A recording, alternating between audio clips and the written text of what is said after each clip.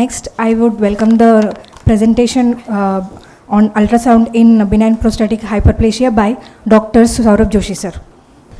And I would welcome the moderators, Dr. Martan Patil sir, Dr. Iqbal Minne sir, and Dr. Aniruddha Kulkarni sir. On to the dais. Good morning, everyone. Thank you for giving me opportunity to present in front of such a large audience and all the stalwarts of the Uro and Radiology. I've been given topic as ultrasound in BPH. Benign prostatic hyperplasia is a very common condition in elderly male patients. We all know that. We'll start with the brief anatomy of the prostate. Prostatic gland, it's situated at the base of the bladder. The middle of the gland shows a prostatic urethra, and in the prostatic urethra we see opening of the two ejaculatory ducts at the level of verumontanum. Anteriorly we find a transition zone, then there is a central zone here. This is a sectoral anatomy of the prostate, which is more useful for the MRI rather than ultrasound. So anteriorly we see a fibrous structure, which is anterior fibromuscular stroma. Then there is a transition zone. On each side it is divided into two parts, anterior and the posterior, in base, mid part and the apex of the prostate. The peripheral zone is divided, previously peripheral zone used to be divided into anterior and the posterior zones only. Now there has been a revision in anatomy of the prostate. As far as the MRI is concerned, they have added two more sectors in the prostate anatomy, that is peripheral zone medial, and on both sides this is marked in red. And what we see here in the center is a prostatic urethra. Coming to the BPH, BPH, also known as benign prostatic enlargement, is an extremely common condition in elderly men and is a major cause of bladder outlet obstruction. It usually presents with lower urinary tract symptoms such as dysuria, nocturia and hematuria. It is pathologically it is associated with the stromal and glandular hyperplasia both, and predominantly involving transition zone with the formation of pseudocapsule. We all know that the prostate as an organ lacks a true capsule. It has only got a pseudocapsule which is formed by the hyperplasia of transition zone. That is, the hyperplasia of the transition zone leads to the compression of the peripheral zone, and that peripheral zone appears as a capsule. Lab-wise, patients usually present with the elevated PSA, in particular the free serum PSA levels. Not part of the topic, but there are some classical signs for those for the residents here. As the transition zone of the prostate enlarges, it elevates the bladder base, and that results in a medial deviation of the ureter, which look like a fish hook. That is called as a fish hook ureter. And also we can see when you do a MCU or a ASU or on a delayed films of the IVP, the bladder shows trabeculated walls and there may be a multiple diverticula. Coming to the transabdominal ultrasound of the prostate, technique wise, patient should always be full bladder. We use a convex probe with a frequency of 2 to 5 megahertz, and patient should be in a supine position. What do we see on USG? We look for the volume of the prostate, enlargement of the median lobe, prevoid and postvoid volumes of the bladder, signs of the bladder outlet obstruction, and association of any carcinoma prostate. Although benign prostatic hyperplasia is not a risk factor for the CA prostate, but CA prostate can be associated in a patient with benign prostatic hyperplasia, what is known as AP phenomena. So volume of prostate is calculated by using a ellipsoid formula, that is length into width and into height into 0.52. This is a patient lying supine, where transducer is kept in a infraumbilical suprapubic region, and we dip the probe in a caudal direction, and this is how we measure the prostate. In this case, we can see that the median lobe is quite significantly enlarged, approximately 23 mm above the bladder base, and it's almost indenting into the bladder. As a result, we can see that the bladder wall has become significantly trabeculated. Here we can see, and also patient has got some changes of cystitis. Another case, here it's a normal prostate, though volume came as 29 cc. Now it's a debatable criteria whether to call it as a benign prostatic hyperplasia or not, because some literature says we call it as about 20 cc and some literature call it as about 30 cc. So it's a debate, depends. I think it's better to leave it to the clinical picture of the patient and also the combined with the imaging findings. So in this case, this is the prostate, that is the transition zone which is mildly hypertrophic. This is the hypoechoic area centrally which is seen is a periurethral zone, and these two laterally here, this is the seminal vesicle. Post-void residue, it's usually increased in benign prostatic hyperplasia patients, neurogenic bladder, and patients with incontinence. Again here, there is a debate, what is the cutoff for the benign prostatic hyperplasia. We can either take a 10% of the pre-void volume, or we can consider more than 40 to 100 ml of the post-void volume as significant. This is another case. Here there is a significant hypertrophy of the transition zone which is indenting into the bladder, and we can see here there are multiple trabeculations of the bladder as well as the diverticula, and as a result this resulted in a back pressure changes over bilateral kidneys. We can see there is almost a grade 3 to grade 4 hydronephrosis in the right kidney. Transurethral ultrasound of the prostate for benign prostatic hyperplasia is relatively uncommon. We don't go for the truss for a BPH, because first itself it is a painful procedure even if we administer lignocaine or local jelly to the patient, and routine use of truss again is limited because of lack of time. It takes a lot of time for the positioning of the patient, explaining patient, and also carrying out the procedure. So truss is usually indicated when we have a palpable abnormality on digital rectal examination, when the serum PSA levels are elevated above threshold, for example above 4 nanogram per deciliter. BPH, as I said, is not a common indication for truss. Prostatic abscess may be for draining. Disorders of ejaculation, like those patients who come with the primary infertility to look for the seminal vesicles and ejaculatory ducts. And prostatic CA. Prostatic CA, again I'll have a talk later on. I'll talk about it later. CA prostate for truss is used to look for especially to look for extracapsular extension. In case there is a digital rectal examination that demonstrates clinical stage T3 or more. This is the image of transrectal ultrasound. We can see here that this transition zone, which in truss, the both transition as well as peripheral zone usually look uniformly hyperechoic. So here we can see that the transition zone is significantly enlarged and is compressing the transition zone significantly. Same thing is seen here. This is the transition zone which is marked by the arrow, and the peripheral zone is compressed, forming a pseudocapsule. For truss, again we use an endorectal transducers with a frequency of 8 MHz or higher, preferably 10 MHz. Here again, digital rectal examination and serum PSA levels should be carried out before truss, because there are some literatures which say PSA level might be altered after transrectal ultrasound. So serum PSA level should be carried out before putting the patient for transrectal ultrasound, and patient is placed in a decubitus position. This is one case where there is a prostatic CA seen in a peripheral zone on a left side. This we can see here. This is a peripheral zone on a normal right side, which is uniformly hyperechoic. This lesion here is slightly hypoechoic as compared to this hyperechoic normal peripheral zone. And if you see this is the capsule of the prostate, which pseudocapsule. We can easily make out that this capsule has a normal contour, whereas if we try to trace this lesion, there are many places where we see there is a bulge in the capsule. So this indicates that there is a possibility of extracapsular extension, and patient can be further evaluated with the MRI prostate for better delineation of the extracapsular extension as well as local and distant staging. Thank you. Now I call upon to the dais Dr. Sudarshan Jadhav to give a presentation on ultrasound in benign prostatic hyperplasia. Good morning to all my radiologist friends, seniors, and my urologist seniors. My topic is ultrasound in BPH from urologic perspective of view. I am working as a urologist at Jadhav ENT and Urology Center, Garkheda.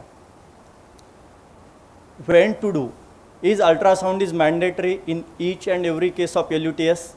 So it is not a mandatory, and there are certain guidelines of Urological Society of India where ultrasound prostate is indicated deciding the surgical management of BPH, for assessing of prostate size if it will change the medical management, ultrasound for upper tracts for men with LUTS conditional recommendation, and measure the post-void residue in men with LUTS conditional evidence. Again, whether it is a transrectal or transabdominal, everybody knows that transrectal is more precise, more accurate, but it has a invasive nature, painful, slight bit expensive, and that's why transabdominal ultrasound is routinely done for prostate. There are few studies which compares the transrectal and transabdominal ultrasound estimation of prostate volume, and that shows positive correlation with postoperative enucleated adenoma, but transrectal method is more accurate. Another study that compares prostate volume measured by transabdominal ultrasound and MRI after radical prostatectomy, again it shows there is a high degree of correlation of volume measured by MRI and transabdominal ultrasound, though MRI is more accurate in assessing the larger size of prostate. As a urologist, what we expect from a radiologist when patient was referred to the ultrasound of prostate? Most important is prostate volume. Intravesical prostatic protrusion, median lobe, pre-void bladder volume, post-void bladder volume, comments on upper tracts, bladder calculus, prostatic urethral calculus, comments on urinary bladder, whether internal leucodes or trabeculations or any diverticulae, bladder wall thickness, whether it is regular, irregular, any prostatic calcifications, any focal lesions in the prostate, and any collections, and with good representative images, and preferably on good quality paper, because urologist also, most of the urologist watches film, and we know we have good intelligent friends as a radiologist, and most of the time we get as per our expectations, but there are few times there are some reports with few exceptions, and this is the ultrasound which is as per our demand, that everything is mentioned. Again, prostate volume, the main aim of doing an ultrasound of prostate is to predict whether that prostate is contributing to the bladder outlet obstruction present or not. Gold standard to assess the bladder outlet obstruction is urodynamic. It can differentiate between prostatic obstruction and bladder dysfunction, but because of invasiveness, cost, time consumption, and reproducibility and variability of the results, UDS is not routinely done. There are some reports, just my purpose is to how some words creates dilemma in mind of urologist and in mind of patients, and I am going to focus few reports. I try to conceal identity, but still if somebody, then this is the one report that clinical profile old age male with LUTS, and urinary bladder is well filled, 29 mm calculus in bladder, changes of cystitis, prostate and seminal vesicles are normal. Another report, LUTS with old age male, prostate is normal. This is another report that few words such as marginal prostatomegaly, post-void volume is 66 ml with minimal post-void residual. So mention size in always mention as a height, width and length with volume in cc or grams. Since the specific gravity of the prostate is almost equal to the water, milliliter or gram can be used interchangeably to denote the size. Avoid the terms like mildly, marginally enlarged prostate without mentioning the volume. The grades of mildly enlarged prostate are not universal and varies with specialty, and hence better to mention the volume. Avoid the term prostate is normal for age. Better to give volume, because no normal size prostate is defined in context of LUTS. It's UDS that tells prostate is contributing or not contributing to the LUTS. Prostatic obstruction has both dynamic and static component. Low prostate volume can cause obstruction. However, larger prostates are more likely to be associated with bladder outlet obstruction. It is a configuration shape of the prostate is more important than volume. So many times small median lobe tissue can lead to the ball hole effect and lead to the bladder outlet obstruction. There are some clinical scenarios where ultrasound shows prostate is normal and patient is having ovoiding LUTS and patient was further evaluated and found to have bladder outlet obstruction. At that time, it is a difficult to counsel the Google patient that so-called normal prostate may need a removal. And also it is a difficult job to get an insurance approval when there is a bladder outlet obstruction and prostate is normal on USG, so why TURP? So it's small but not normal. Prostate volume guides the medical management. When prostate volume is more than 30 gram on imaging, 5-alpha reductase inhibitors are added with alpha blocker. Prostate volume is a main determinant in choice of surgical therapy, and again that American Urological Association categorizes the prostate size as a small, average, large and very large. Small less than 30 gram, 30 to 80 gram is average, more than 80 to 150 is large and more than 150 gram is very large. TURP for prostate size 30 to 80 ml. Transurethral incision is generally indicated for less than 30 ml prostate with absence of median lobe. Bipolar TURP for 30 to 80 ml based on equipment availability, surgeon's experience and patient's choice. Holmium laser enucleation, a size independent modality as an alternative to TURP. Beneficial, offer to treatment to moderate to severe LUTS with prostate size more than 80 ml. HOLEP is an Indo-urological alternative to open surgery. Again, thulium laser enucleation as an alternative to HOLEP and TURP. Open prostatectomy when prostate size is more than 80 to 100 ml, and if endoscopic enucleation techniques are not available. Few newer modalities such as prostatic urethral lift for prostate volume 30 to 80 gram and absent median lobe, but grades of recommendation are low. Second most important parameter is intravesical prostatic protrusions. Optimal bladder volume is 100 to 200 ml. Over distension may cause underestimation of IPP. Underfilling of bladder may lead to overestimation of IPP. Again, grades of IPP should be mentioned. Grade 1 is 5 mm or less protrusion, grade 2 is 5 to 10 mm protrusion, and grade 3 is more than 10 mm protrusion. Grade 3 has a positive predictive value of 94% and negative predictive value of 79% for predicting the bladder outlet obstruction. Few reports in which there is a prostate volume 80 gram with bladder calculus. Intravesical protrusion is not commented, but I think on film there is a good intravesical protrusion. Again, one report that have mentioned that 99 cc volume of prostate indenting over the base of the bladder, but it is always better to mention the extent length of intravesical protrusion so that we can categorize the patient, because the grade 3 has a good results in terms of surgery.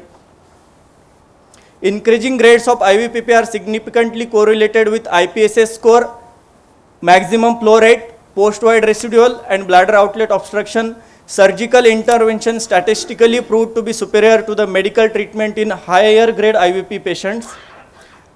IPP as a predictor of trial without catheter. High grade IPP causes an unsuccessful trial without catheter close to 90% in some studies. Grade 3 IPP is a poor responders to the medical treatment. Significant IPP is an independent factor for predicting the better post-operative outcomes of IPSS. IPP as a predictor of progression to LATS, and IPP as a risk factor for bladder stone in BPH. So please always mention the length of intravesical prostatic protrusion. Again, most important parameter is post-void residual volume. This is patient LUTS, patient old age, having right renal calculus with prostate is mildly enlarged, unfortunately not commented on post-void residue.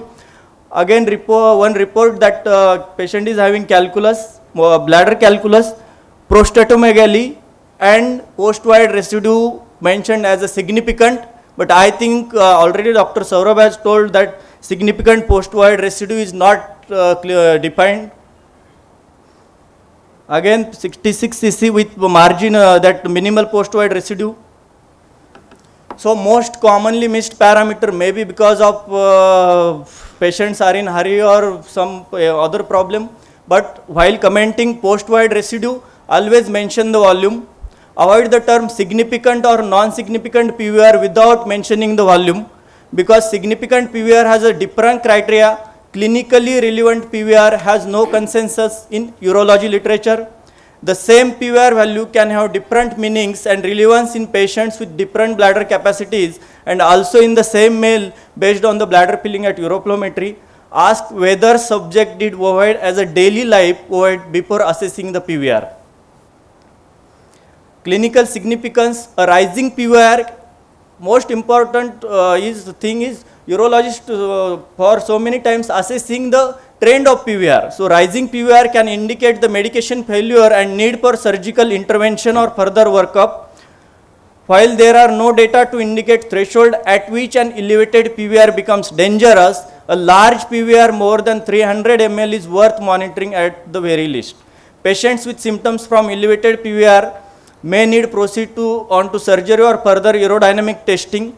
While a clinically useful test that may drive the management choices, PVR does not seem to be a strong predictor of AUR. Anticholinergic drugs should be used with caution when PVR is more than 100 to 150 ml. A big volume of residual urine indicates bad detrusal contractility rather than obstruction. From the other end, bad contractility shows terminal phase of obstructive process. Further parameter is status of bladder and upper tracts. So in upper tracts, always comment whether there is PCS fullness, whether hydronephrosis, is associated with that clear fluid or internal liquids. If gross hydronephrosis, better to mention cortical thickness. In bladder, comments on trabeculations, whether diverticula is present, because upper tract dilatation is a very important finding in management perspective of view that needs indwelling catheter, assessment of detrusal contractility and later surgery to relieve bladder outlet obstruction. Bladder wall thickness would also be a significant parameter in men who had suffered from obstructive symptoms for a long time. Generally these values are significant for chronic obstruction, but there is a positive relationship with BO index, but a precise reference range is still not established and hence not generally considered during the management purpose. Thank you.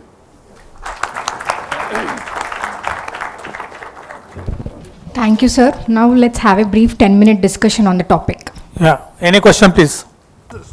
Mentions the size as grossly enlarged prostate. Yes, sir, but actually that's I am focus. Mention the volume and leave it as usual, kindly correlate clinically, because normal size prostate in urology I don't think is mentioned anywhere in context of UTS. No. What he is saying is that in case of post-URP, normally we get what is called as an anechoic channel through the posterior urethra and a deepening of U-shaped structure at the prostatic base. So we can specifically mention stating that post-URP status, yes, which states that in spite of the fact that the prostatic volume looks to be larger in size, because of the post-URP channel status, that means the patient being operated. Yes. So presently, all the radiologists and imaging guys should understand that during the TURP, it is the intravesical median lobe protrusion which has been removed in terms of volume rather than the entire extent of the prostate for that matter.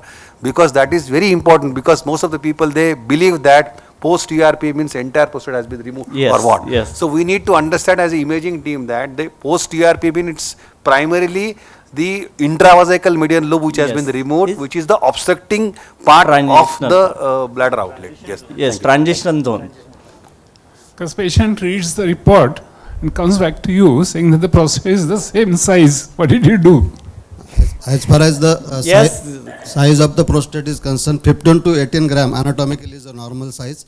Size of the prostate doesn't amount for amount of obstruction. Number 2, insignificant post-void residue. Yes, it is totally depend upon the pre-void. 400 also, it's not a significant post-void residue. If it is pre-void is 2000. So it should be more than 1/3 of the pre-void. Then only it is a significant. So while commenting on post-void residue, see that how much is the pre-void, and then only comment. Thank you. It's more than 10% of the pre-void. 15%. One-third. No, it's 10%. It's a 10%. I mean, it's not. It's never 1/3 of. Anything which is more than 10% should be taken as. Previously it was 1/3, and we routinely follow it was 1/3 only. Please. Because if many supervisors or large capacity bladders, if emptying the bladder more than 2/3 of the bladder, then it doesn't, and if it is not complicating, so 1/3 what we are following at our institute, and it is in literature also. It is size is concerned majority times 40 gram, 100 gram, so it is not contributing to the amount of obstruction. So I think it's better to just mention the pre-void volume and post-void volume and leave it to the judgment of the clinician. And another important is single post-void residue doesn't have any clinical significance. Yes.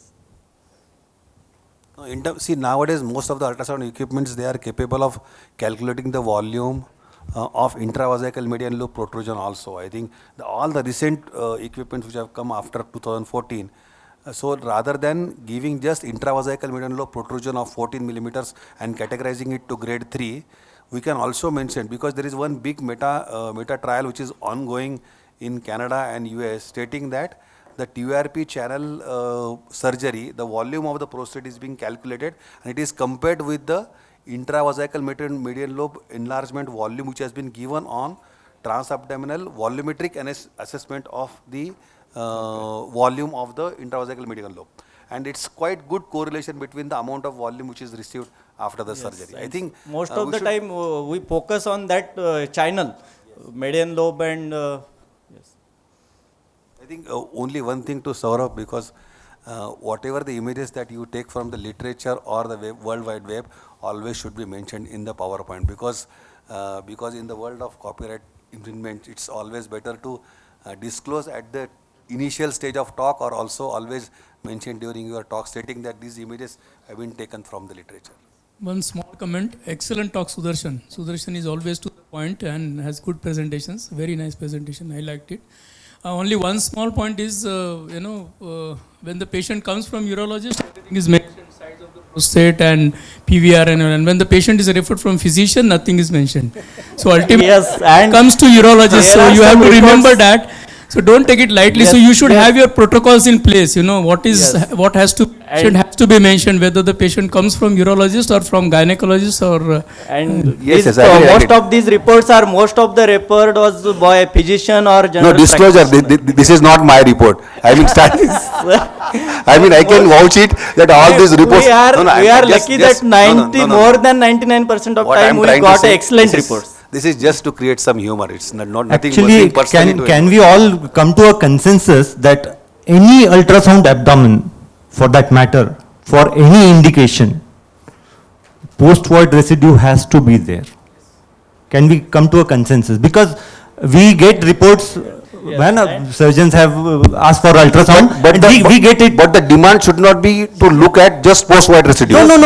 I mean, no we should- ultrasound no, of abdomen should be That's what I'm complete just- without. That's what I'm trying to the say. post-void That- residue. See, we also received indication stating that just look at the post-void residue, irrespective of See, doing anything. what happens is what. So that's see, what I'm trying to say. Exactly. Any imaging investigation which is No, asked has to be complete. You are taking it to a different point. See, Different? No, because, not different. Because if I get an ultrasound abdomen report without the post-void residue, then I have to ask specifically for that. That's the incomplete imaging altogether, and that's what I'm trying to say. What I suggest, all of us should sit together and format a protocol of reporting, like BIRADS, PIRADS, excellent reporting systems have been developed in MRI of prostate. So let us do it for sonography also, and let us move on. I just wanted to say one more thing. When patients come with the catheter in situ and we are asked for the post-void, I mean, it is very difficult to comment on a post-void when the patient is there in with catheter is see-through. So we can only mention pre-void, and post-void is not possible. So whenever you send a patient, No, you will not ask for post-void outage. there are- Must be there a are physic, requisitions. must be some referred. I know, sir. There are requisitions when they say mention pre-void and post-void when the catheter is in situ. Another thing is, sir, over-distended bladder. Over-distended bladder post-void residue may not be correct. So we need to send the patient twice to void. So that is also an indication that patient's bladder should be optimally distended, not over-distended. Thank you, sir, for the excellent discussion.